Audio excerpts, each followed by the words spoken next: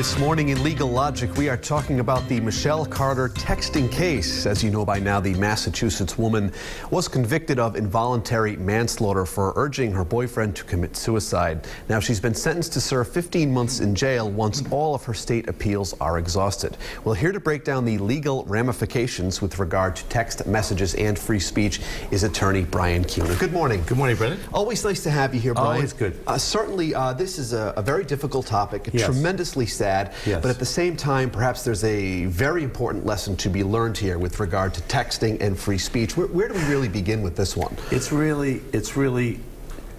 a difficult issue. Yeah. The issue is, was her speech constitutionally protected or not? Right. Generally, manslaughter is defined as gross or reckless conduct resulting in the death of another. But the key word is conduct, not speech. So, for example, the classic example is you fire a gun into a moving train. The conduct is gross and reckless. Did you actually intend to kill someone? No, you didn't, but the conduct is so reckless that someone died. It's called manslaughter. I think there's this notion, especially amongst young people, and she's so young, I can do whatever I want. This is a text between myself and this other person. I can say anything I want to say to anybody. Well, your viewers probably will not like this. But the practical problem with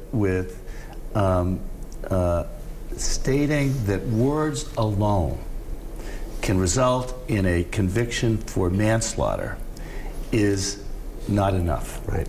The practical problem is it opens a Pandora's box. Because if you think about it and look at it in terms of the broader implications of what the judge said, which is that she could be prosecuted and was prosecuted and did get sentenced, is that anytime a kid says something to someone else or texts something to someone else, they can now be subject to criminal prosecution. That's the problem. So no matter how horrible her conduct was, no matter how despicable what she wrote was, is it enough to charge someone with manslaughter and convict them? My sense is, I know you won't like this, probably not. Right. I think that the speech alone is probably constitutionally protected. Because if you think about it, every time someone says, go jump off a bridge, or drop dead, Right. or do this, or it's do the that. Literal versus figurative sense. Correct. Right. And they do it. And that means you can be prosecuted every time so words are important, and they are protected.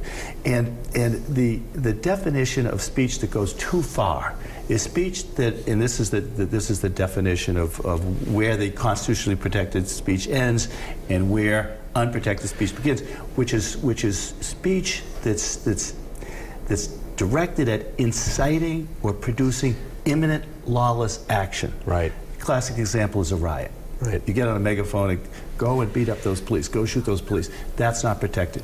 But anything less than that probably is. We need to know that those actions and those words have consequences. They do. Unfortunately, this is just no matter how despicable her Very conduct sad was, stuff. Very sad stuff. Absolutely. Well, Right. thank you, Brian, for breaking it down. If you'd like more legal advice from Brian Kuna, you can check out previous segments we've covered at roadshow.com. Just click on the Legal Logic channel.